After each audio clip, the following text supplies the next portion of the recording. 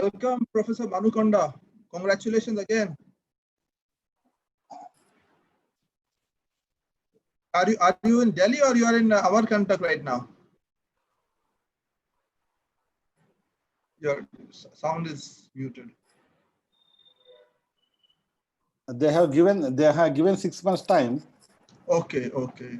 I will, because of COVID, I will join late. Okay, okay. Welcome, welcome. Thank you.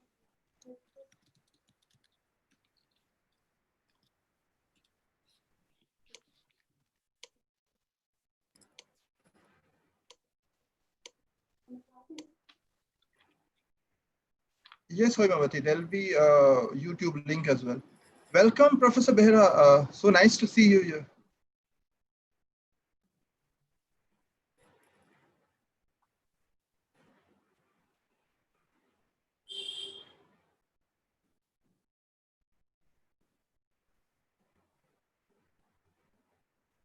Ranabrato, you can kindly show the film.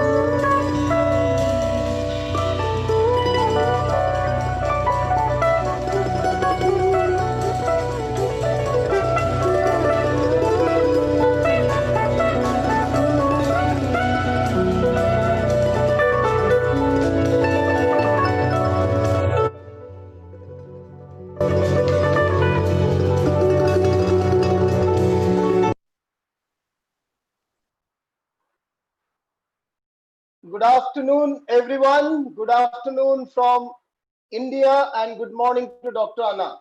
It's good to have almost close to 200 participants, and I'm sure since more than 700 have registered from all over the country and also from neighboring South Asian countries, we'll have some more friends joining us as we go ahead. I am Ujjwal, Professor Ujjwal Chaudhary, the Pro Vice Chancellor and Dean of Media, Communication and Fashion Faculty at Adamas University, Kolkata. We are hosting the show and we are extremely thankful to International Association for Media and Communication Research, IAMCR, the undoubted apex body of media academics and professionals of research across the world. We are thankful to the Honorable Vice Chairman, Dr. Usha Raman, who is here and who will be moderating, who will be chairing this session, professor from University of Hyderabad. And we are also thankful, in fact, I must be personally thankful to the IAMCR ambassador, Dr. Uma Shankar Pandey, of having suggested this program and brought it to reality. We are also thankful to everyone, more than 700 people, I think the last count was 792 people who have registered. The sitting arrangement here is of 500 people, and those who go beyond would be watching it live. Otherwise as well, this is being streamed live, video streamed live by Adamas University Facebook page, Adamas University YouTube handle, and also indiareal.in. Our media partner indiareal.in is also video streaming it on YouTube and Facebook. I also have the pleasure of thanking the Policy Times. The policytimes.com, which focuses on policy research, is also video streaming in its YouTube handle live. Apart from this, the leading media organization of Eastern India and the fourth largest in the country, Anandabajar Patrika Group, is also a media partner. They are covering it end to end before and after each day event. I thank them all. I thank the scholars, researchers from across the country, South Asia, and some other nations as well, who are members of IAMCR, who are activists of IAMCR who have joined here. The entire leading team of IAMCR, including the former president and the current president, all would be addressing us day after day. And the first day, as we all know, Dr. Anna Gladkova from Lomonosov University, Moscow, who is the director of the International Relations Office there, and a leading communication research scholar and stalwart who, at the global level, shall be addressing in a few minutes from now. I indeed have the pleasure also to note that as many as 9 leading communication and media scholars in India we call gurus, and guru is gender neutral. 9 gurus of Indian media and communication shall be present, either cheering or concluding or thanking or commenting or whatever, actively during this season or this series of 5 focused webinars as we have. It's an honor for us to have Vice President Dr. Usha Raman of IAMCR, and who is also a senior professor and a guru of communication research and communication studies, who is here to chair this session. I'll invite her to chair the session, and before that, let me say a word about the theme of the day. As we know, we are discussing digital divide, various approaches to digital divide.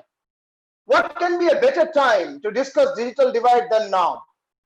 72% of India's school, university, college-going students are currently unable to access proper online education. Some of them, almost more than half of them, are completely bereft of online education or digital education, and a section of them partly there. The remaining 28% is that section which is getting online education with proper digital access. So digital access is at premium in the country, and digital divide is the glaring reality. And to understand that and the various approaches of understanding it is what we shall be looking at Dr. Anna Gladkova today. It's indeed important to understand also that the established communication research theories and models in times of pandemic, in times of infodemic, information pandemic that's happening, or fake news, or whatever we call false content that's going on, and in times of state surveillance, there is a need to relook at communication research and come out with new paradigms of understanding communication in this changed situation of digital first communication, of pandemic, of infodemic, and of state surveillance. In such situation, we need to look at communication research afresh and digital divide for sure. With these initial comments, I have once again the pleasure to welcome Dr. Usha Raman and request her to take over as the chair of the session and continue with the proceedings. Over to Dr. Usha Raman, the Vice President of IAMCR Global. Dr. Usha Raman, welcome. Yes. Thank you, Dr. Ujjwal, and thank you, Dr. Uma Shankar Pandey, for inviting me. It's really a pleasure and an honor to be here, and particularly because it's the very first session of your week-long program. I think it's a timely intervention following so quickly after the global conference that many of us would have liked to be there face to face to meet each other, but this is the next best thing to happen. And I think, while we're all in the mood to be discussing media research and communication research, it's good to capitalize on that and have these regional events. So I congratulate you for initiating this series. It's a very exciting lineup of speakers that you have here. And the themes that you've chosen are also really interesting and pertinent to the moment. As Dr. Ujjwal mentioned, I think particularly talking about the digital divide, which is the theme of today's talk, I think it's a particularly good moment and an important moment to reflect on that. For many years now, of course, the digital divide has been a theme that's resonated, in media and communication studies, because even as the digital is overtaking our lives, we realize that there are many places that are in the shadows of the digital. And it's not a very simple, have and have not situation. It's a very nuanced divide. And I think this moment is showing us some of those nuances. So I think it's a great topic to begin with. And I'm particularly happy that Anna Gladkova is here to address the group. As many of you know, Anna is the vice chair of the Digital Divide Working Group in IAMCR. And I think more importantly than that, she's just come out with a co-edited volume, which looks at the digital divide in the Global South. And I think, two themes are pertinent here. One is the digital divide itself and the ways in which we can look at it, but also the whole point of the Global South, because much of media and communication research is dominated by Western perspectives, Western empiricism, and even though there is a lot happening in the Global South, we very rarely are heard on the global arena. And I think this collection of 16 essays really, traverses a huge space, and I'm sure Anna will refer to some of it in her talk today. But if you haven't looked at the book, I urge you to look at it. It has essays from India, Nepal, Bangladesh, but also, far-flung regions like Malawi, Argentina, places that very often in the Global South we are not aware of each other's work. So I won't take very much time. I think I'll hand it over to Anna. And I understand that there will be time for Q&A, and I would urge all of you to put in your questions on the chat window, and we will relay them to Anna after her talk. So over to you, Anna. Thank you again for having me and for you to be here. Thank you very much, dear colleagues. Let me use this opportunity, first of all, to thank all of you for inviting me here. I would like to extend my particular thanks to Dr. Uma Shankar Pandey for inviting me as IAMCR ambassador in Russia. I'm also very excited and very pleased to be here. And also many thanks to Dr. Ujval for organizing and all the colleagues for organizing this lecture series. And also I'm very pleased and very grateful to Dr. Usha Raman for chairing this session today and for making my contribution also here possible. I would like to use this brief moment, first of all, also to extend a little bit on what Dr. Usha has just mentioned. We have indeed produced a book, and the curious thing is that this book actually in print arrived today to my home. So I'm very happy to show it to you right now. So I arrived it today morning, and this book is really very interesting. It indeed covers many different aspects, also from the global south, from India, from many different countries. It was published by Palgrave, and we co-edited it with Massimo Ranieda, who is another vice chair of the Digital Divide Working Group. So in case you're interested, I'm very happy to provide more details after the talk in private communication. So right now, just not to waste too much time, I would like to move on to my presentation. And I would be very grateful if you ask me questions or if you participate in a discussion, because I'm very interested in learning also from you, from your personal and professional experiences regarding digital divide and digital inequalities in India or in other countries. So right now, I will turn on my presentation. Okay, I hope you can see it. So my topic today is theoretical and empirical approaches to the digital divide. So as I have already mentioned, the digital divide, and as colleagues have already mentioned, it is indeed a very timely and very important topic today. So originally, digital divide was seen as a gap between those people who had access to computers and to the internet, to digital technologies, to ICTs, and those who did not have such access. This gap was for a long time also connected with different socioeconomic levels people have. And at that time, at the very beginning, at the very original moment, digital divide was more or less focused on the access problem.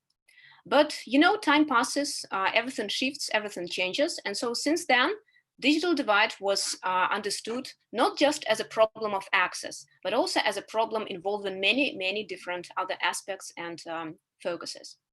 So starting from uneven access to technological networks, to infrastructures, to the internet, to ICTs, so starting from the first period of the digital divide, studies more or less started to go towards so-called second period of the digital divide understanding, which put forward a more nuanced, up-to-date approach to the problem that was looking at it as a more complex, as a more structural, as a more multidimensional issues, embracing many different aspects of divide and exclusions.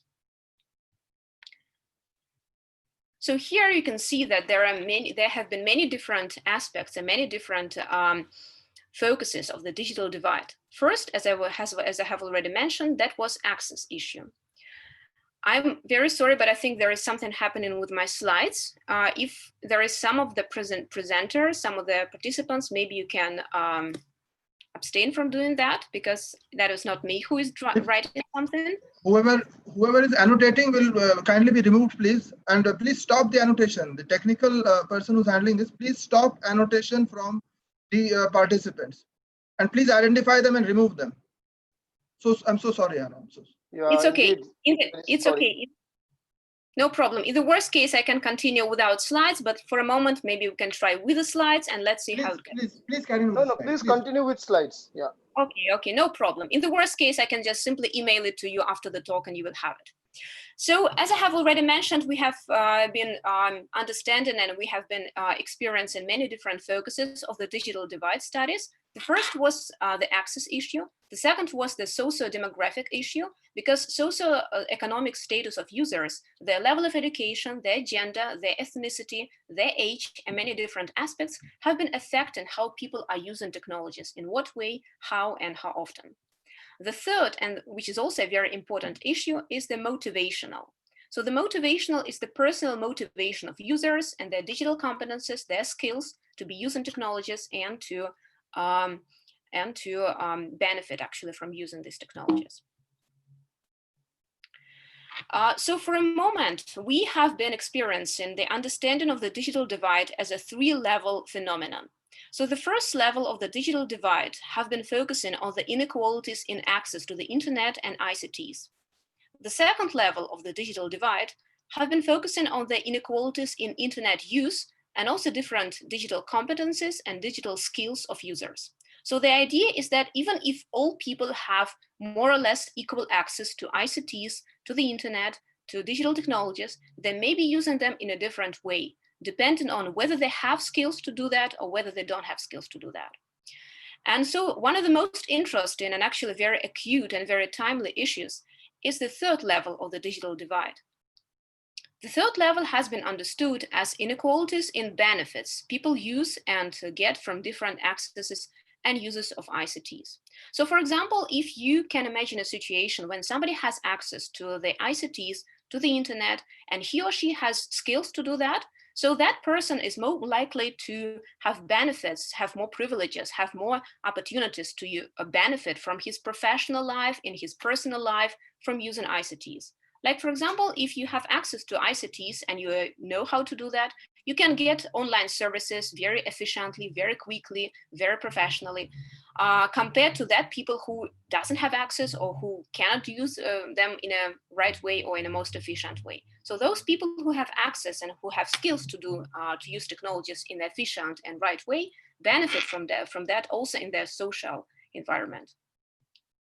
So here we also come an idea to an idea, which is the idea of the digital inclusion. What is digital inclusion?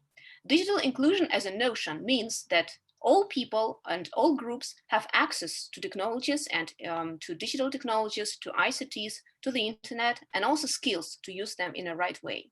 So it doesn't matter what kind of identity, intersecting identity you have involving, for example, age, color, race, citizenship, ethnicity, and many other aspects. So the idea is that all people, irrespective their intersecting identities, have same access and same skills to use ICTs in their life, in both professional and personal life. So the understanding of the digital inclusion has during time shifted from its original connection to access and to skills of using ICTs, and that was the idea of the digital divide, again to a more complex field, which involves many different aspects, many different areas, and many different focuses. So right now, scholars have been discussing their idea of digital inclusion, for example, of children, of adolescents, of young people, also of disabled people, of elderly people, and for example, of ethnic minorities. This is something I particularly have been interested in for a long time, and this is something I'm gonna talk a little bit during my presentation today. Of course, we all know that having access to ICTs is a good thing. There are lots of different advantages of accessing ICTs, of using ICTs, and of benefiting from ICTs. There are lots of different things which development and the spread of ICTs can create and can bring to your life, like decrease the level of poverty, stimulating economic growth, spreading distant learning affordably. And this is something we have been really paying a lot of attention in the last times when we have been experiencing the lockdown period. Is these distant learning tools, distant learning advantages have been very important. So there are lots of different things ICTs can bring to your life. ICTs can make it better, more interesting, more efficient. So lots of good things which you can actually get from using ICTs and from staying connected. So, but as scholars say, there are lots of different things between social and digital inequalities in a way that they can be connected. Here you can see some things related to this interconnection. So for example, when we talk about how social and digital inequalities are related towards each other, we understand that individuals or people which are in the privileged social positions are usually the first to become aware of the advantages of the internet and ICTs and digital technologies. Usually they're also equipped with a broader educational and cultural background. And so in a way, they usually can reinvest their information and knowledge that they receive online in the market. Therefore, they also reinforce their privileged position in the society. So here you can see that all three levels of the digital divide and the social inequalities and the digital inequalities are very, very much interconnected. So when we talk about digital inequalities, it is also very important that we understand that it's not just about access, it's not just about skills, it's also about your social position, because social status, or having or not having these social inequalities. Here I have prepared some basic statistical data which I found in the reports which are available online in free access. Here is data from April 2020. So you can see that the total population of people right now in the world is around 7.77 billion people. Among them, quite a lot use actually mobile phones. The internet users is around 4.57 billion people. So definitely not everyone at the moment is connected. Lots of people experience these digital inequalities and most likely social inequalities too. Then if we look at the global digital growth, you can see that the total population has been growing, of course, annually. But if you look at the internet users growth, that is really very remarkable, because it has grown by 7% annually in just 1 year. That is really very remarkable. So more and more people are becoming connected. More and more people are going online, which might be a positive trend right now. Then if we look at the internet penetration by region, you can see that definitely digital divide at the moment is a very serious issue in the world. Because if we compare, let's say, Northern America with some countries in Africa, for example, you can see the difference is tremendous. It's from 95%, and in some countries it's almost 100% in some European, for example, countries. And some countries really experience this digital divide in a very serious way. So the difference between countries is very remarkable and very noticeable. But as we have already mentioned, today we are living in a very unusual, in a very strange time in some way, because we are all more or less on lockdown right now. We in Moscow are still on lockdown, so we don't go to offices. Many people don't go to offices at the moment. So we still spend a lot of time at home. And the idea is that while being at home, while being in this strange situation, people start spending more time with their devices. You can see here statistics on how people have been using their smartphones and their laptops and their desktop computers in the last months. So definitely more and more people are having access and also starting to use these technologies right now. Then if we look at how people have been spending more time with their devices during this strange period, you see that the growth of smartphone and mobile phones has been really the most remarkable one. It has happened both with females and male users. Then also with laptops, smart TV, and other devices. So smartwatch is the one which has been experiencing the least growth here. I'm so sorry. Okay, then if we look at the increase in online and digital activities, many people report watching more shows and films on streaming services in this month. Many people report spending longer time using social media. Also, if we look, for example, at spending longer on messenger services, you can see that more and more people are trying to get connected. But maybe it's one of the reasons why, because we really at the moment don't have another opportunities to stay connected with our friends, with our families. So more and more people are using digital technologies more actively today. Then there is also very interesting information on how people are planning to continue with these behaviors, whether they're planning to go on using technologies that actively or not. So many people actually are planning to continue watching more shows and films on streaming services and spending longer using social media. So these are some of the data which we have. And this might be actually of interest to you, because the social increase of social media used by country is also very remarkable and very noticeable. You can actually see India here, which is the third from the left. So many people living in India actually report, according to this study, report using social media more actively. And well, it's actually in the top 3 countries in the world after Philippines and Brazil. But on average, it's 47%. In India, it's 55%, the increased social media use by country. So more and more people report spending more time using social media in the recent weeks. Now I will move on to discuss in more particular details the digital divide and digital inequalities in Russia.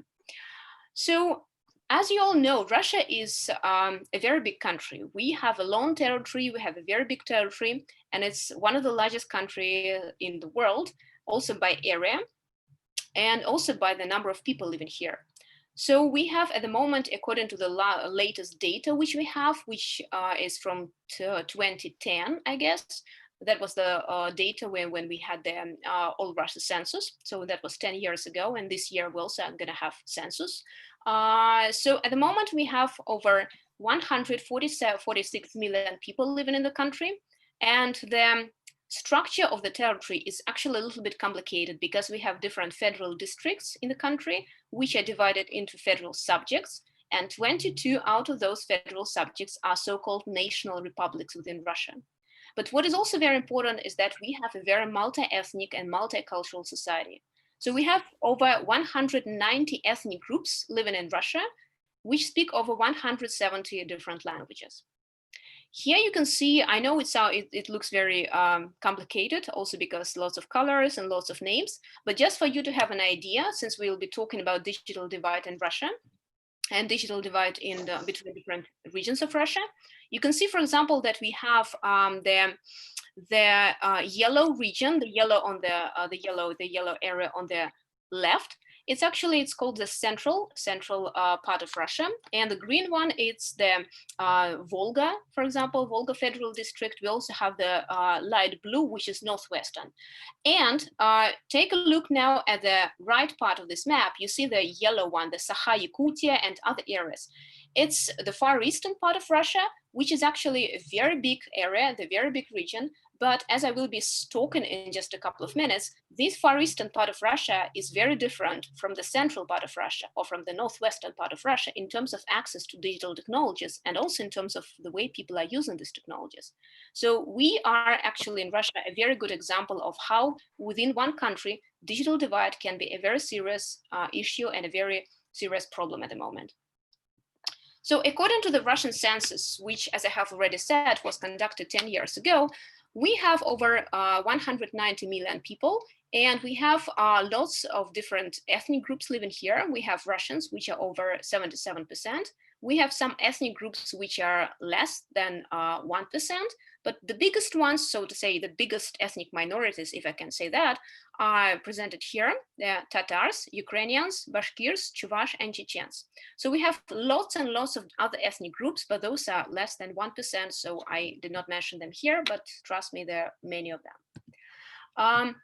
So what is important to know is that we have been experiencing the digital divide since the very early years. So in 1990s, Russia was facing lots of different kinds of digital divides, which started from a very low level of access, almost zero penetration of the telecommunication infrastructure. That was in 1991, the year of the dissolution of the Soviet Union, and also a very low level of information, media, or digital literacy of the audience living in Russia. So the major division lines, like elsewhere, were access issues, place of residence, gender, occupation, age, and their growing convergence. But internet and digital media soon became a very visible sign in change in the post-Soviet Russia. So in the 1990s, digital technologies, ICTs, internet started to penetrate big industrial Russian cities, especially in the European part of the country. And then in 2000s, digital technologies became available to the majority of urban population. But in 2010s, we have been actually here experiencing a very big growth, a very, as I say, a real breakthrough. The number of internet connections overcame a half of all Russians, and the average number of mobile telephony penetration were almost equal to the size of the population. Here is once again a map where you can see the different federal districts in the country. So there is the Far East, which is the biggest one, the Siberian, Urals, Northwestern, Volga, Central, Southern, and North Caucasus. And if we look at the moment at some general statistics, you can see that we actually have been experiencing digital divide in a very, very vivid way. So the monthly internet audience is 76% of the total population of Russia, or 93 million people. Then we have been seeing the increase by approximately 7% in the 3 years, But that happened mostly due to elder internet users and mobile users. So the number of elder people using, starting to use technologies has been growing. And also the number of people who have been using their mobile devices to access internet has been increasing too. So most Russians at the moment use smartphones to go online, that is around 61%. And there has been also increase of smartphone use by around 22% in the 3 years. That is quite a big growth. And once again, after I present some data, I would really appreciate if you probably can share some ideas and maybe some statistics or maybe some information about India or maybe some other countries, so we could compare our data and compare our situations. I guess that can be interesting. So if we look at the daily internet audience in Russian regions, you can see that indeed the digital divide, digital inequality across regions within the same country exists. So some regions, like for example, Northwestern, has been showing very good results compared, for example, to Volga or some other regions of the country. And I will be explaining why it is happening in just a couple of minutes too. But what is also important to know is that apart from access, apart from just having access to technologies, even at the second level of the digital divide, people are using technologies differently, also because the cost of internet access varies in the country. So Russia currently ranks 94th on the speed test global index by mobile speed and the 47th by the fixed broadband speed. So the speed is actually not the fastest in the world if we compare to other countries in the world. The average cost of fixed internet access in Russia is around 400 rubles per month, and the average cost of mobile internet access is 281 rubles approximately. But what is important to know is that, as I have already said, the difference across regions is very noticeable. And living in some regions, people spend and pay less to go online than those, for example, living in the Far East, who pay up to 200 rubles compared, let's say, to 300 rubles per month to go online. So of course it is very serious problem, and of course it is a very vivid idea that we have digital divide, that it remains a serious issue, a serious problem at the moment, also in terms of cost of internet access and speed. Mobile internet cost rates show similar trends. So we just compare to the broadband access, the mobile access is more or less the same. So the highest cost is again in the Far East. And the Far East, as I have shown on the map, is one of the biggest, well, it's actually the biggest region in Russia. It is located on the eastern part of the country, while the lowest is in the Volga Federal District. So definitely, I don't want you to memorize these numbers. I just want to show and to illustrate what I say when I mention that the digital divide in Russia is at the moment a very, very timely and a very acute issue. Same situation with the speed, which varies in the country. In some regions it is better, in some regions it is worse, and sometimes people spend actually more to go online, but their speed is less. So that is actually a very serious issue again. Here I have some basic statistics about internet access and the average speed in some Russian regions. So you can see that again, some regions are leaders, so to say, and some regions are lagging behind.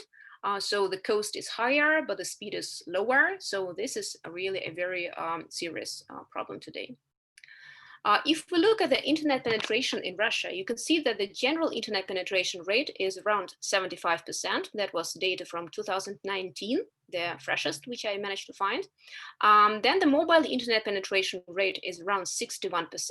But again, if we compare them with the data from 2018, you see that growth is visible, the growth is happening.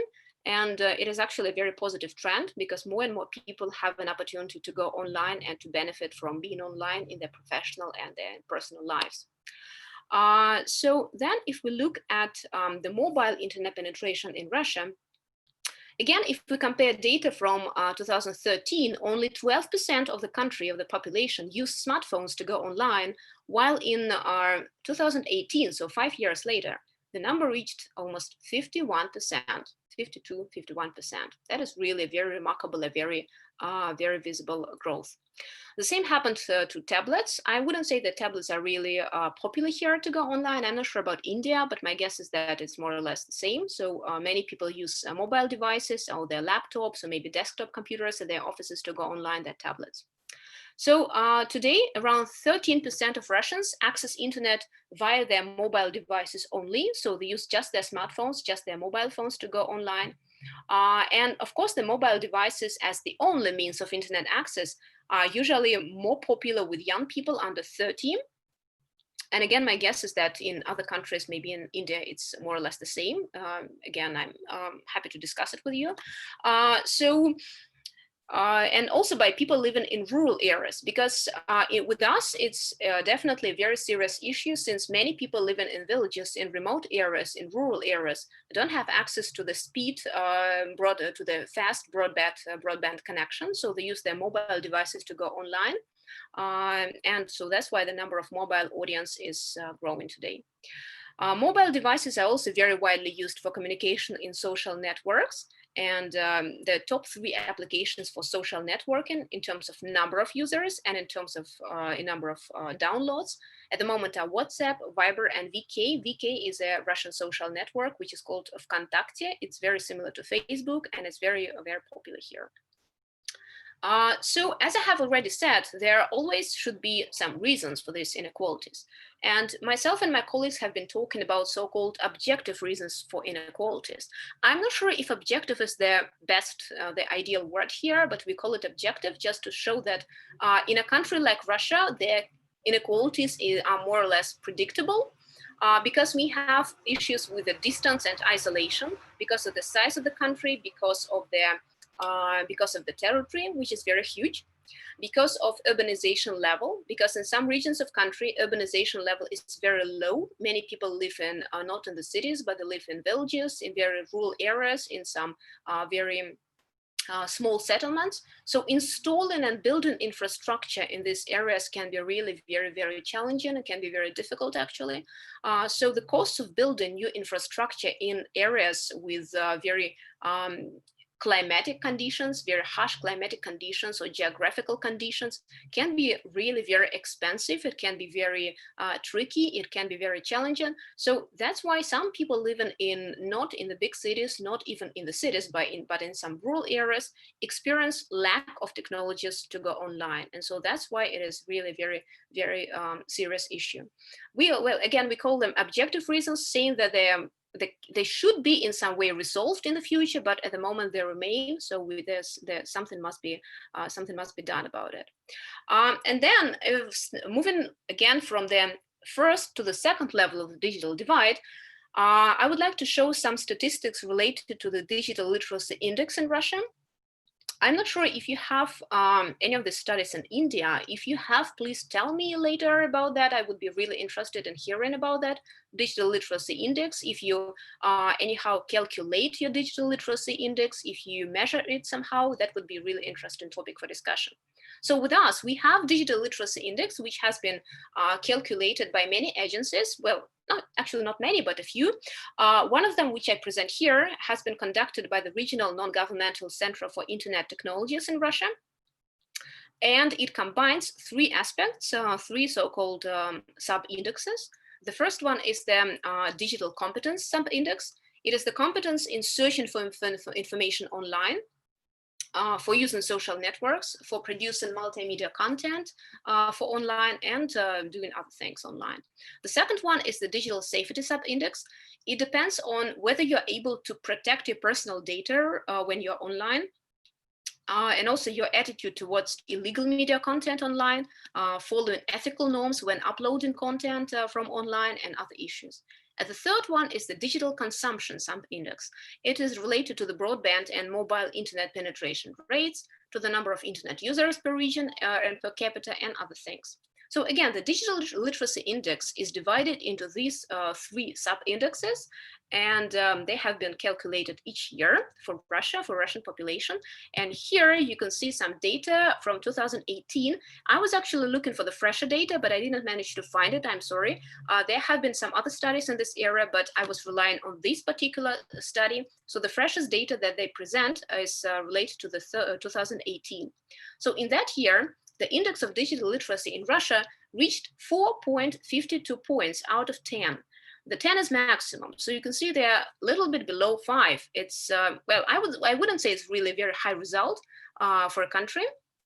And it even showed a decrease by 14.7% since 2017. So if we look at this particular competences, sub-indexes, which are related to particular competences of users, you can see that the one which has been showing the best result, so to say, is the digital competence sub-index. The one which is like the lowest result is the digital safety sub-index. But again, this is the data for the whole country. This is the data for Russia in general. But if we look at the regions, and again, this is my idea, I've been paying a lot of attention and been stressing it a lot, that we have digital divide and digital inequalities across regions. So here you can see the Northwestern region. Just for you to understand, Central, which is the first line, is where Moscow is located, one of the biggest cities in Russia. Northwestern is where St. Petersburg is located, another big city. So people living in the Northwestern part of Russia, Northwestern Federal District, have been showing the best results, so to say, in almost all sub-indexes related to digital. So they're doing very well in terms of digital literacy in general, in terms of digital consumption, and in terms of digital competence. But what is interesting is that if you look at the last line in this table, there is the Far Eastern part of the country, where the internet is the most expensive, where the speed sometimes can be very low, where urbanization level can be extremely low, where lots of people live in there, and actually their access issue is very serious problem at the moment. It's not resolved yet, but still those people have been demonstrating one of the best results in the country according to the digital literacy index in general, and particularly according to the digital safety sub-index. That is really a very interesting situation. I'm not sure I can really explain this trend. I think it is somehow related to the programs of eliminating digital inequality, which have been running in the country a lot, and also different programs which have been targeting Far East in general, and Far East in particular. So there are lots of different specific federal and regional programs aimed at overcoming digital divide in the Far Eastern part of the country. That can be the reason, or there can be other reasons. It's anyway a very interesting trend. Then one of the issues, while I still have time for presentation, is related to the digital capital. The digital capital is something which has been in the focus of the scholars' attention in the last several years. And it is understood by the scholars as accumulation of digital competences. These are information, communication, safety, content creation, and problem solving, and digital technology. As one of the scholars, Dr. Massimo Raneda, which I actually cite here, said, it is a set of internalized ability and aptitude, as well as externalized resources. And he defined digital capital as a bridge capital between online and offline life chances. This is actually a very important and very acute topic at the moment, and it has been in the scholars' focus of attention for a last few years. And I think it really deserves a study in the future, also related to particular countries in the global north and in the global south. I would like to refer you to this paper, which was published in 2019, I guess, that is measuring digital capital and empirical investigation.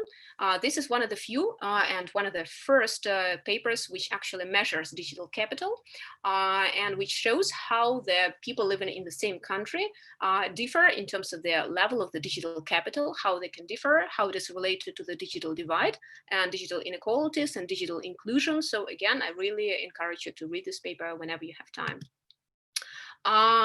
Oh, I'm sorry, I have some Russian letters here. Sorry about it. Okay, so digital, just to show you how digital capital has been constructed, it is a combination of digital access sub-index and digital competence sub-index. So as a result, you have this digital capital index, which is calculated from 0 up to 100. So the people have been filling in a special questionnaire just to answer in different questions. And then the scholars calculated different sub-indexes, these two sub-indexes, and measured the digital capital index, again, starting from 0 up to 100. Actually, this is what we have done in Russia. And again, I will go back here for a moment. We have been trying to pilot test this survey in Russia. last year, I guess. And what we have been paying attention to is whether people living in a multi-ethnic country like Russia, and I have shown you that we have 190 ethnic groups living here. So if people haven't living in the same country but belonging to different ethnic groups, whether they have the same digital capital index, digital capital level or not. So in our study, we compared Russians and non-Russians. So again, since we have so many ethnic groups, we decided to put all those non-Russian ethnic groups into one big umbrella group, so to say, which is non-Russians. We had lots of different ethnicities there, Tatars, Chuvash, Chechens, Dagestani, and lots of different people there. So here we compare them. And again, I'm not saying it's really 100% true, because I have to confess we did not have a representative sample at that stage. We are working on it now because it's a continuing study. It's just some illustration to show how digital capital can differ within one country and across different social groups. So here Russians showed a little bit higher level of digital capital than non-Russian internet users. And we are also paying attention to the digital capital and location. And so here, that was actually a very, in some way, very obvious trend, very obvious finding, that people living in villages, in some remote areas, in some rural areas, have to have lower digital capital than those living in big cities with over 1 million people. Again, it's because of the questions of access, because of digital skills, because of availability of infrastructure, because of availability of special courses to teach people how to use technologies in the efficient way, how you can benefit from using technologies. So that's why it's more or less predictable, but still, what was interesting again is that we were paying attention to this digital capital and ethnicity issues. And well, it's ongoing study. At the moment, we are focusing not on these two big groups, Russians and not Russians, but we are focusing on two particular groups. One of them is, again, Russians, because we have to take some general majority, some ethnic majority living in the country. And the second group is the ethnic group which lives in the Far East. And again, as I said already, the Far East is the region of Russia which has been experiencing lots of different challenges in both access and skills. These are the ethnic group living in the Far East. So we're comparing Russians and Yakuts to see if the digital capital and digital access and digital literacy and digital inclusion differs across these two groups. It's ongoing study, so hopefully next time I'll be able to present some findings from here. And here, just a very brief reference to our paper, which we published this year. So just in case you want to learn more about digital divide and digital capital in Russia, I suggest you take a look at this paper whenever you have time. So what is also important to mention is that in Russia, we have been having very active and very important state policy, which is aimed at eliminating digital inequalities and digital divide in the country. So in 2014, we started a special program. It's an all Russia federal program, which is called Program of Eliminating Digital Inequality in Russia. So the idea is that many different areas, as I have already said, are not yet connected to the internet. So many people living in villages, in small cities, in rural areas do not have access to the internet. And many of them also don't have skills to use internet in an efficient way. So according to that program, the plan is to help cities and villages in Russia connected to the internet through state-sponsored Wi-Fi spots, and also through lane special, like lots of different thousands of fiber optic cables. So it's ongoing projects, it's ongoing program, which was started, as I said, in 2014. And so hopefully in the future, we'll be decreasing the level of the digital inequality in the country. I'm not quite sure, if you ask me, whether the problem will be completely resolved and whether people will have 100% access to the internet in the future or not. My guess is that maybe not, but still there is much to be improved here, and much to be done. And so this program is actually very efficient and very important in the country at the moment. We also have a special program which is called Digital Russia Program. And my guess is that you might have something like Digital India or something similar in your country. So in terms of Digital Russia Program, we have a program which is aimed at development of state services online, like, for example, Federal Tax Service, the Pension Fund, and also special ministries which provide their services through online space at the moment.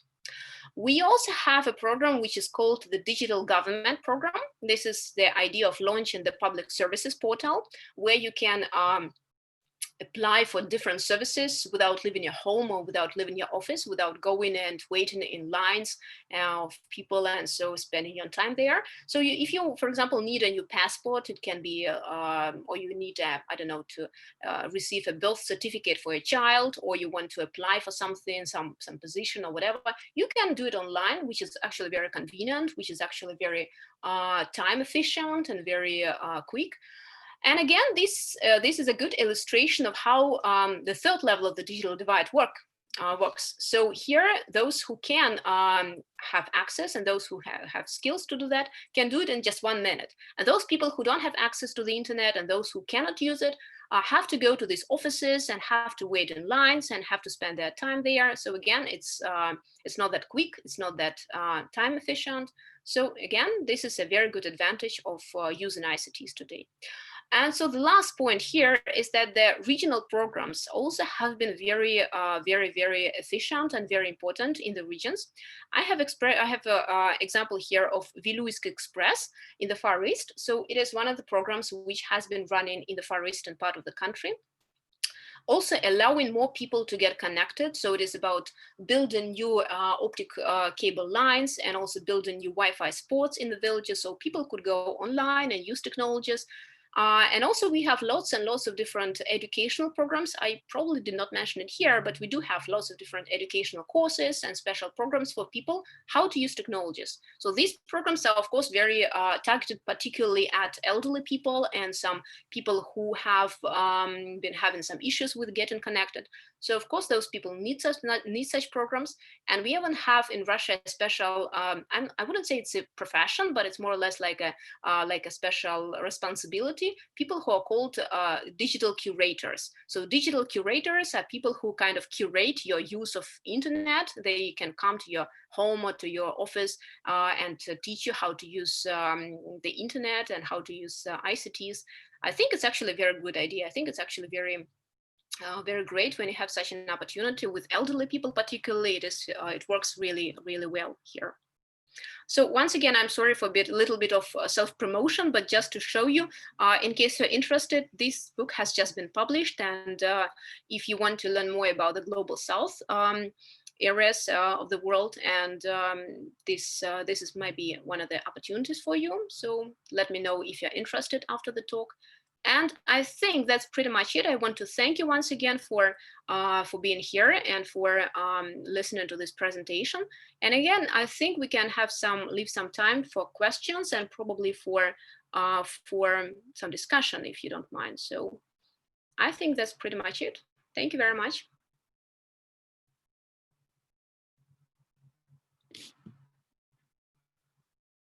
Sorry. Yes. Can you hear me now? Yeah. Yes. Yeah, so thank you so much. It was a really exhaustive, presentation. I think you covered a lot of ground. And I think many of us in India, we don't hear enough about what goes on in Russia in terms of, especially, disciplinary interests. We don't often see in so much detail. And from what you said, it looks like there is a lot of resonance between what we experience in India and the situation in Russia in terms of, the inequalities, in terms of the multi-ethnic population, in terms of already existing socioeconomic divides and how they contribute to, a further divide when you overlay the digital. So I think there was a lot, commonality that we can see across the two countries. Rather than monopolize this discussion, I will read out some of the questions and then I'll come back to you with some questions of my own. So we have a question from Anupam Devnath, who asks whether variation of skill or confidence in using digital technologies is the real indicator for the digital divide instead of just accessibility to the internet. And in some ways you've addressed that, but would you like to just comment on it a little bit more? Yeah, thank you very much for the question. And I think actually it might be one of the indicators, but it's more or less related to how people are, whether they really feel confident about using technologies, whether they really feel like they can handle it by themselves, or whether they need some extra help. Like, for example, one of the questions in this study was, if you come across a technical problem, if you come across a problem with using online technologies, how would you resolve this problem? So there can be answers starting from, ranging from, I would do it myself, or I would ask for help, I would most likely ask for help, I will never ask for help. So again, it's more or less about your own confidence, how you yourself envision your involvement and whether you need help or not. So it's a kind of personal indicator probably, but it is still an indicator. Yeah, and probably related to this, before I go to the next question, you mentioned this cadre of workers called digital curators. And I suppose that's one of the roles of digital curators, right? To help people overcome any lack of confidence in using digital technology. But my question was, are these curators funded by the state, or is it a service that is privately paid for? That's actually, thank you very much. I think it's actually a very good question. And at the moment I'm sorry, I'm just not quite sure I can answer it. Just I wouldn't say that it is. My guess is that it is a state-funded program. It is a state-funded program, but I'm not quite sure if they receive any salary for this. They maybe do not receive any salary, or maybe very minimal salary. So it's not about like you leave your job and go and work as a digital curator. It's not like that. So it's more or less about your involvement into the society, whether you feel like you should, like you want to help other people get more confident about using technologies. So it's more or less voluntary work. But again, they might be receiving something. I'm not quite sure I can answer it, but I will definitely check it out. Okay. So we have a question from Rohin Singh, and he asks, you have candidly and splendidly presented. Could you enlighten us about the ethical issues in conducting an online survey? And I'm assuming specifically within the area of digital literacy or digital culture. Yeah. Okay, this thank is you more very of a much. methodological question. Yeah.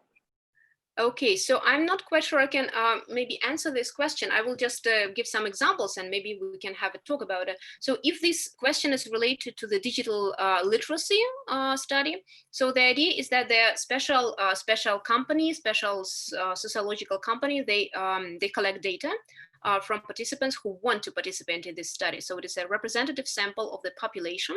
And in Russia, just like as many other countries, we have a special panel of people who want to participate in such studies. So they answer the questions.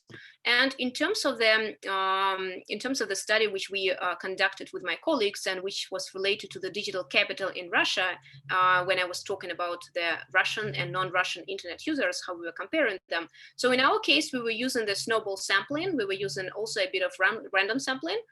We used some professional networks. So those people who actually wanted to participate in the study could do that. We didn't really pay anyone. We didn't make anyone fill in the questionnaire. So it was absolutely voluntary again. And so I think it is, in this case, it's, I hope we lived up to some ethical standards. So I think it was very, very well thought. So only those who really wanted to participate in this study could do that. I'm not sure if that was the question, but. Yeah, I would imagine that in survey type studies, ethics is easily taken care of both by voluntary participation and non-payment, and by getting consent before people answer questions. Absolutely. I think the ethical questions are more tricky when you're doing online ethnography. And perhaps that's not as much of a concern in digital divide research because it depends much more on survey methodology than ethnography. So I'll go to the next question, which is by Pranta Pratik Patnaik. And there are two questions. The first one relates to a table that you showed regarding the nature of uses of internet in your PowerPoint, but it doesn't talk about the socio-cultural background of the participants. Can you give us some more detail about that? But perhaps the questioner can, I'm not sure which particular table. Anna, do you immediately get which table? I'm sorry, I maybe did not get this question. Maybe the colleague can, Dr. Patnaik can send us another the particular comment. Table. Yeah, which one? Yeah, so I'll go on to the next question. In the meantime, maybe Dr. Patnaik can give us more details. Is there any digital censorship, like banning websites in Russia, and how can it be located in the narrative of the digital divide? I think this is an interesting question, because the moment you talk about divide, we don't often think about content. We think more about technology and bandwidth and so on. But how do you look at this? Yeah, actually, I wouldn't say that I'm an expert on these digital bans and digital censorship issues, but I would say that if it comes to digital censorship, it's usually attributed to some websites which are not ethical, which actually break some ethical standards, which can be arrogant, which can be criminal. I wouldn't say, I don't know what's the right word for that, but something which breaks their norms of ethics, something that is really can be harmful, for example, to children, or something that can be arrogant, something that can be dangerous in some way. So I would say that such websites can be indeed blocked by one of the agencies which we have here in Russia, which actually monitors this digital environment.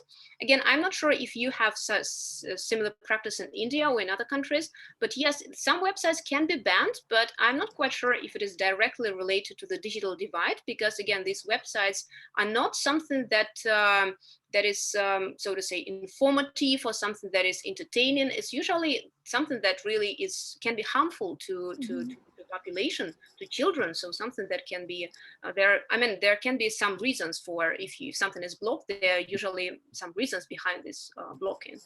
Yes. Just to expand on that particular question, I think it's also somewhat related to algorithmic control, right? So if you're looking at the recent debates around Facebook and how they manage content in an algorithmic way, so only something shows up on your newsfeed and other things don't show up. So I would argue that it's not entirely about harmful content, but it's also about content that is favorable to those in power or not favorable to those in power. So that's a different kind of issue, perhaps not really related to the digital divide, but I think algorithmic control also perhaps is something in the next wave of digital divide scholarship we might Absolutely. think about. It's a very timely, very important topic, and it's actually one of maybe another level of the digital divide which can be discussed, and it's actually being approached by scholars today, so it's very important. Yeah. So the next question has to do with cultural constraints, but I think I'm going to combine it with the next question. So this question says, Ambika Shankar asks, what are the cultural constraints in the spread of digital technologies in the country? And I assume the country in question is Russia. But I think I'll combine it with the next question, which is from SR Sanjeev, who asks, while discussing digital divide in terms of access, infrastructure, and socio-economic aspects, do you think the global contexts are demanding the expansion of the discussion in terms of information divide and action? So what is the role of global politics in addressing digital divide issues in your country? Well, again, I'm not quite sure I can answer this question fully, but I would say that I like this idea, and I fully agree with the idea of the information divide, which Professor Sanjeev mentions here, is that definitely digital divide is not just about access or just about accessing ICTs or internet or websites. It's also about information divide, because people who are lacking these opportunities to go online, they also not simply just lacking opportunity, they are lacking information, they are lacking opportunity for self-representation, for showing their views, for airing their views in public, for making their voices heard. So it's definitely about information divide. And I would say that the cultural constraints, I'm not quite sure what is meant by cultural constraints here, but I would say that definitely cultural issues are very important also in multicultural society like Russian society. And it's one of the issues and one of the actually one of the reasons why we have been paying so much attention to overcoming digital divide is that it is important to give all cultural groups, all social groups, all ethnic groups an opportunity to go online, not just to be there, but also to benefit from it, just also to get information, to entertain themselves, to make their voices heard. This is something which is extremely important today in Russia. So yeah, I'm not sure if I answered this question, but I would say that definitely in general, what is happening in the world and what is going on in the world now is affecting digital divide across the world.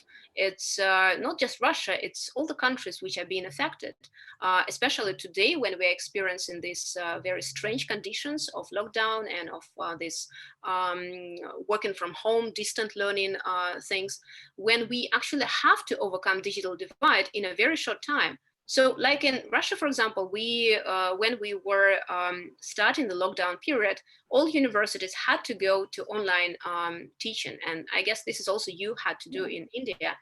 And it happened very, very suddenly. It happened very abruptly. And so many people were not really prepared for this shift. So many people, especially some elderly people or people who were not really using internet actively in the past, they had to learn it very quickly. And so here is what, again, when we come to this digital curators topic, such people, be they digital curators by profession or just your family or just your friends who can help you, they become more and more important players in our life because they can help you to overcome this strange and this difficult situation.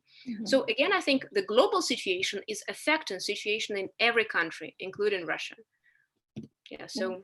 Yeah, maybe to expand that question a little further, one of the cultural constraints could be language, right? Absolutely. And like, you know, in India and elsewhere in the world, a dominant part of internet content is in English.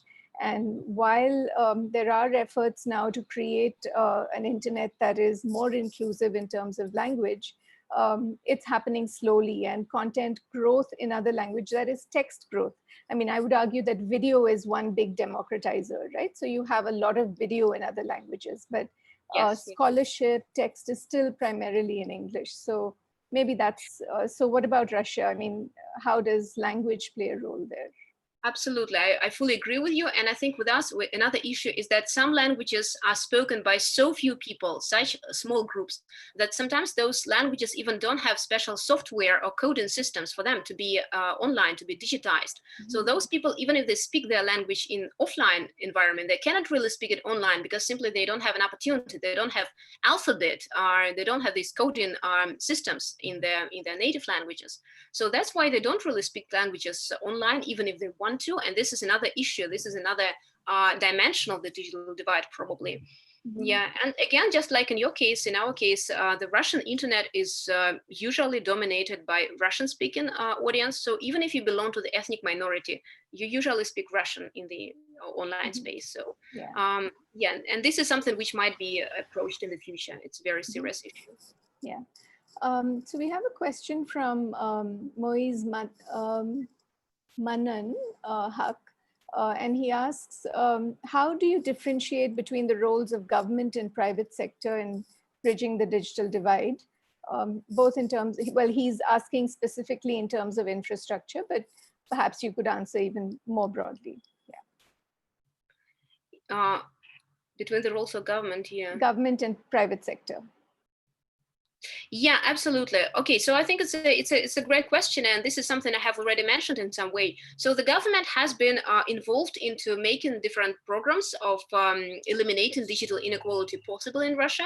The one I have already mentioned that has been running since 2014, and there are also lots of different regional initiatives in public sector, in private sector, to bridge the digital divide. Usually, again, it is about infrastructure, but it's not just about infrastructure. It's also about teaching people how to use technologies, those who need this this special guidance. And it's also like making public spaces where you can use online ICTs affordably available to more population. So there can be, for example, in some small areas, in some small villages, it can be libraries where you can access online and where you don't really need to pay for this. So it is free. And again, I think it's a very big investment into making this digital environment available to the majority of population.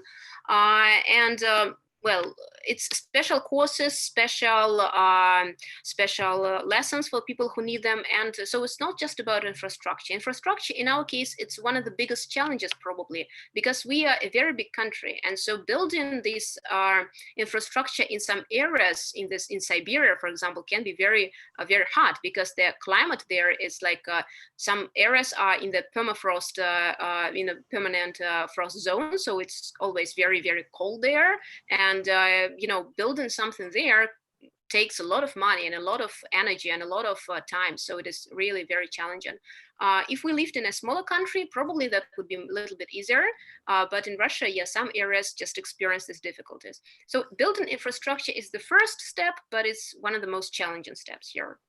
So maybe just to extend that question a little further, does that money and does the investment come primarily from the state, or are there private players as well? There are some private investments as well, but I would say that the biggest investments come from the state, because the state is interested in making the digital divide a less serious problem, or to eliminate it completely in the future. So most federal programs and most regional programs are more or less funded from the state or from some regional agencies, regional ministries. So I would say that it's usually a state-funded program. But yes, of course, some public investments, some private investments also welcome. So they are also possible, like in some remote villages, in some small cities. Some local people, businessmen, or some authorities can invest their private money into making this infrastructure available by building I don't know, special places, opening libraries, or installing Wi-Fi spots to make them available to population. But usually, in our case, it's more or less state-funded initiative. I think we have a lot of questions. I'm not sure that we're going to be able to handle all of them, but let me take this next one from Joya Chakrabarti. So she asks, in India, we look at digital technology as an aid to development. However, many are not sure, where does digital technology stand in terms of development priority in a developing country? So do you have insights on this from Russia? How is ICT linked to development? Yeah, well, I'm not sure I have statistics in my hand, to elaborate on this, but I would say that definitely digital technologies are very much connected with the development in general. So development, I'm not sure what is meant by development priority here. So if it is development of the society, economic, socio-economic development. Yeah. Social-economic development, yeah. So in that case, absolutely, because digital economy is one of the priorities. It's one of the most important areas at the moment in Russia, and we will have a special program which is called Digital Economy. And so absolutely, more and more economic enterprises are benefiting from being online. But it's not just about socioeconomic development, it's about a personal development too, because even if you have opportunity, you really benefit. If you have opportunity to go online, it's very benefiting for yourself in professional life, in personal life. So I would say that it's kind of two-way traffic. It is to both socioeconomic and personal investments, so, and also benefiting from it. So I would say yes, definitely, there is a connection between that. Mm-hmm. But is that part of the discourse in Russia, that digital development has a very close link with socioeconomic development? I mean, here, for instance, you mentioned digital Russia versus digital India. The digital India discourse is very much driven by a development agenda, or at least a stated development agenda. So in that sense, is the discourse connected very closely to economic development? Yes, it is. It is very much connected not only to economic development, although it is definitely one of the priorities, but it's also very much connected to the social development. And here we come to the issue, which is social inclusion. I have mentioned already digital inclusion, but what is more important is that we need to tackle this idea of the social inclusion too. So to ensure all social groups, regardless of their ethnicity, race, location, language, have the same opportunities in both offline and online space. So when we talk about development here, again, I would stress that we are talking not just about economic development, although economic is definitely a very important aspect here, but it's more or less about social. So social aspects, how all social groups living in such a big country, such a big multidimensional, multicultural country can be connected and can benefit from being online. So this is, I would say in our case, it's one of the most important and one of the priorities here. But I guess it's pretty much the same with you, because the social focus is always very much important in every country. You cannot just That's ignore true. Yeah. Okay. So here we have a question from Anita Parihar. And she says, you've mentioned the eastern part of Russia where services are expensive, yet digital literacy was very good. And also that you said that perhaps it could be due to the kind of programs initiated. Could you please elaborate on these programs that facilitated digital literacy against the odds? And I'm going to combine it with the next question, which asks about internet shutdowns. Not really linked, but in one case, you have an encouragement to increase digital access. And in the other case, you're actually blocking internet for political reasons, perhaps. Yeah. Okay, so in terms of this Far Eastern experience, so I have already mentioned this program, which is called Viluisk Express, and there is another one which is called Kabyaisk Express. I know it doesn't really make sense to you in terms of the names, but it doesn't matter. So these are the small cities located in the Far Eastern part of the country, and those are kind of more specific targeted programs aimed at building infrastructure in particular areas of the Far East. So apart from this general general program of eliminating digital inequality in Russia, we have these little programs like Viluisk Express, which targets particular area in the Far East. So it's about building infrastructure. It's about laying optic fiber cable fiber lines. It's about installing Wi-Fi spots in areas, because sometimes it's very difficult to build really cable lines in some remote areas. So the Wi-Fi connection is the mobile connection is their only alternative. So yeah, there are special, very little programs, not really little, but kind of more specific, more targeted programs in the Far East. And yes, I said indeed that it can be connected to the programs initiated in the Far East, but it's not just about Far East. I would say there is a clear connection between these digital literacy and programs implemented in the region, but it just takes time, you know, because there are so many people living in the central or the northwestern parts of Russia, which have been connected for a long time. So they have been having infrastructure for, I don't know, for many years, but people living in the Far East, many of them are still not yet connected. So definitely those programs are very important there, and it takes time for them to, I would say to reach the level of some other regions. So their difference still remains, and so it takes time to eliminate that difference, I would say. Well, in terms of internet shutdown, well, again, I'm not really an expert here. I'm very sorry when it comes to these banning internet websites or internet shutdowns. I would say that definitely, yeah. Well, if we look at this from some global perspective, there might be a connection. But again, when we talk about digital divide, it's just about something which we have been experiencing for a long time. So it's not just even before we started having these internet shutdowns. I mean, digital divide was still an issue. So right now, the issue is, the problem and the question is how to overcome digital divide, at least at the first level. So the access issue. And then when we overcome this, there can be questions about how we can overcome it at the skills level or at the use level. So I would say that still it remains a serious problem. So yeah, I'm not sure if I have been specific enough here, but I'm happy to answer some more specific questions if there are any in terms of this field or the other field. Okay. So I think I'm going to ask just two more questions. The next one has to do with gender. And while in your presentation, you talked about regional divides, ethnic divides, and so on, you did mention divides in terms of disability and gender and so on. But could you elaborate a little bit more on gender as an aspect of the digital divide? And this question is from Abhirami Govindrajan. Yeah. Sure. Thank you very much again for this question. Yeah, I was mentioning the digital inclusion when I was showing a slide about digital inclusion. I said that digital inclusion, also one of the aspects is the gender and the age issues. So in terms of age in Russia, as I have already said, I guess we have been having many programs aimed particularly at elderly people to overcome digital divide with them, because many elderly people are still not yet connected. Because even if they have access to their ICTs, even if they have computers at home, many of them still don't have computers at home because they don't need them, because they're not interested. Again, there is an issue of motivation here. But for those who are interested, there are special places like in libraries, for example, or in special public like cafes, or we have some communities here of people who can come together. And so there is an opportunity there to get connected. And there are always people who can assist in getting connected and in showing how to use internet and ICTs.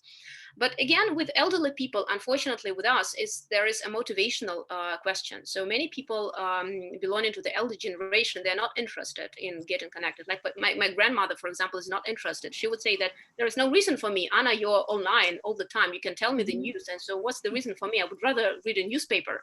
So yeah, there is a motivational issue. Many people are not interested.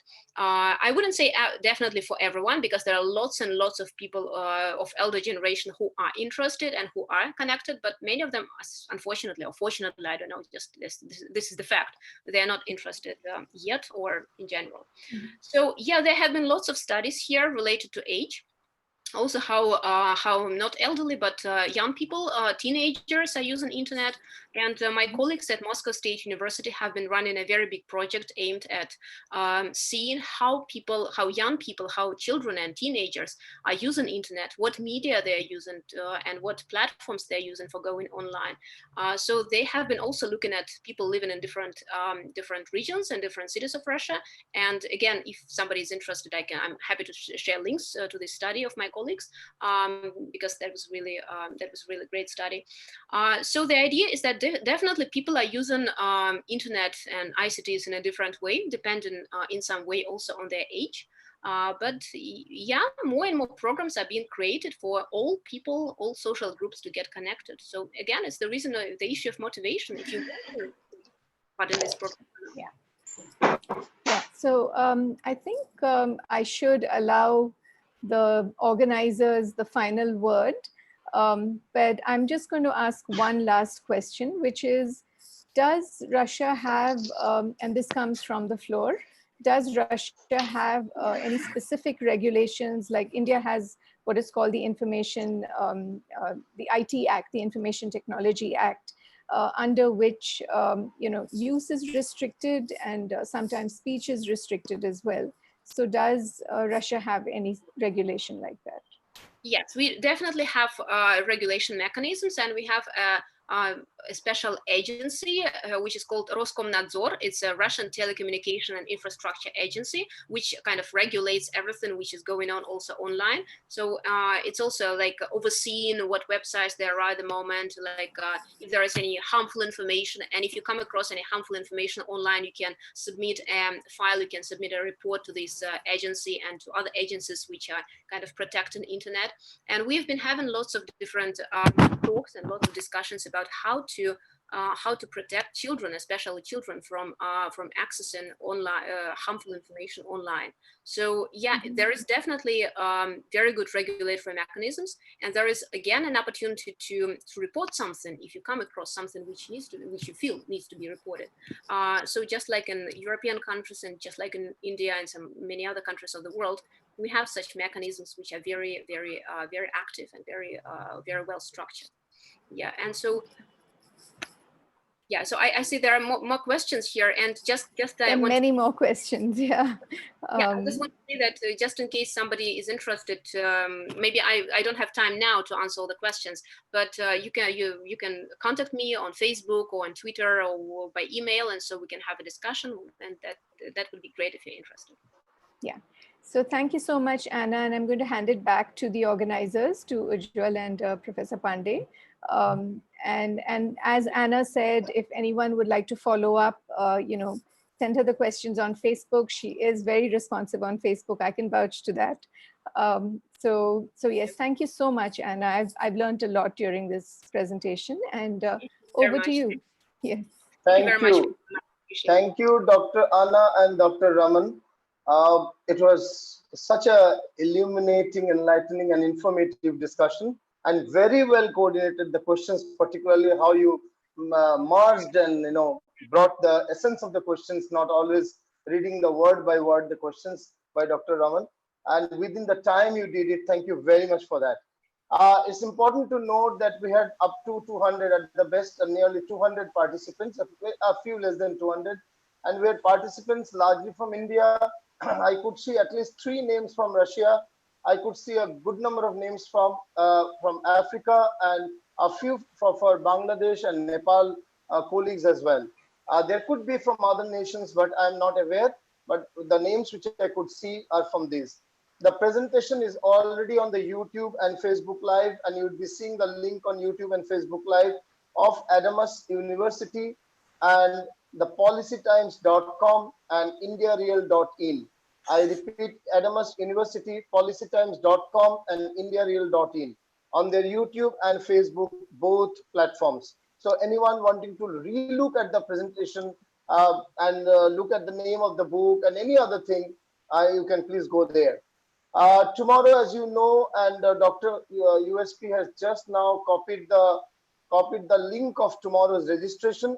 It's at a different time because we are having a speaker from US, so there is a time difference. So we'll be having it at 7 p.m. Day after tomorrow onwards, we'll come back to this time, but tomorrow is 7 p.m. and the link for registration is already shared in the chat box, already shared on the WhatsApp groups, and sent to many others. So with this initial, I also take home 2 ideas, Dr. Anna: digital literacy index with a regional disparity in various parts of India. This is something that we would look forward to do deeper research, and would be looking forward to your, in a way, in your mentoring as well. And digital capital for India, I am not aware at this point of time if there is a digital literacy index and digital capital research done in depth in Indian context. So we will get into that. I have told to all who are asking for the PPT again, please look at the Facebook Live and YouTube Live of three organizations which I've named: Adamas University, indiareal.in, and the policytimes.in. The entire presentation, including the PPT, shall be there. And we would look forward to doing further work on digital literacy index and digital capital. Thank you for motivating us to do that, Dr. Anna. That was the purpose of this series of work, this series of webinars, that we can be motivated or rather oriented towards certain areas of communication research. I request the IAMCR India Ambassador, Dr. Umashankar Pandey, to come live and summarize today's session in few words. Let us know our take home, lessons or learnings that we can further work on, and also talk about tomorrow's program briefly and bring this session to an end. Dr. Umashankar Pandey, IAMCR India Ambassador and a key organizer of this program. Thank you, Professor Chaudhary. I mean, after Professor Raman's address, there's hardly anything for me to summarize, but still, since it's a formality. So Anna is, such a pleasure to listen to, and it's been a master class on digital divide. So starting off with, seeing it not just as a gap, but as a multi-dimensional approach where the not just access, but socioeconomic and motivational factors are important as well. So she started off from there, and from that point, the 3 levels of digital divide, especially the third part, which I will just speak in a moment, and her work on digital inclusion, basically, with children, with adolescents, with elderly and ethnic minorities. So a very important part of digital divide work. And going on to the advantages of information and communication technologies, we've had a number of questions on how to relate ICTs with development, etc. So she spoke about the advantages, which includes, as a learning infrastructure, as alleviating poverty, and for consolidating democratic institutions. The second and third level digital divide was where she put most stress upon. The second was about the digital inequalities. The third one was about the different benefits accruing, with the digital access. It was, in a way, a very nostalgic time for many from our generation who were brought up on the Soviet Union magazines. In Hindi, we used to have Soviet Sang and all those magazines about, and they gave us such wonderful insights into the beautiful land of Russia. So thanks to Anna, we could, have a greater insight into present day Russia with its 190 ethnic groups. We didn't realize you had so many ethnic groups, and 170 languages, which again is a very impressive diversity, very, very similar to our Indian context. 77.7% Russians with Tatars and others as ethnic minorities. 76% of the people are on the internet, as you said, but the differences are very similar to India as long as as far as mobile internet, where it's 94th, and broadband speed internet, where it's 47th on the rank. But that again is a very important part. And VK is one the thing that we haven't heard about. WhatsApp and Viber, of course, is a very important element, but VK is something that we would want to know about. 4.52 is the digital literacy index, and a collection of digital competence, digital safety, and digital consumption sub indices. So this is again a very important forward indicator for many of our researchers. We can look at these indicators for an Indian study as well, and compare how it goes with Russia. And especially when she spoke about the Far East, where the infrastructure is weak, but still it ranks the highest on digital safety index. So that's a very, very nice correlation to look at. The digital capital, of course, is a very important concept, where Anna herself, as the digital divide chair of the International Association for Media and Communication Research, she's been doing and promoting a lot of work on this field. And the digital capital, which she described as a bridge between the online and offline life chances, is another very important area to look at. And the digital capital was again described as a combination of digital access and digital competence. Then it was related to ethnicity between Russians and non-Russians in the Russian context.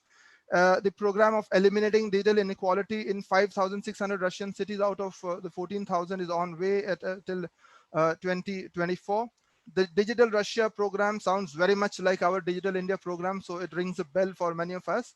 And you spoke of a lot of the digital government programs and the regional programs as well. Thanks a lot, Anna. I mean, I must personally thank you on this public platform, because you were on a holiday, you were traveling, and I kept on pestering you because, on your Facebook Messenger and everything, because you've set just the right tone for our webinar series. And I can't thank Professor Raman enough. She's always been so generous, so helpful, so encouraging, and, everybody, has been so encouraging for us.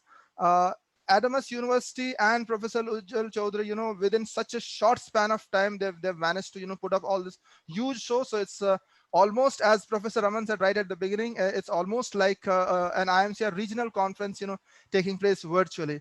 So we are so happy that we could get it going. Just a very important announcement for tomorrow. Every day we'll be having our webinar series at 3 p.m. Only for tomorrow, which is 4th of August, Tuesday. Our starting time will be 7:30 p.m. And we have one of the global stalwarts in every sense of the term, Professor Janet Vasco, the outgoing president, just the former president of International Association for Media and Communication Research. And she'll be talking on a very important area about media giants, investigating media giants. So there's a separate link for tomorrow. So let there be no confusion. Every day you can just join through this link. For tomorrow, there's a different link which I've shared in the chat box. So please hope to see everybody come back tomorrow. I would love to have Usha ma'am and Anna and everybody for the rest of the webinar series as well.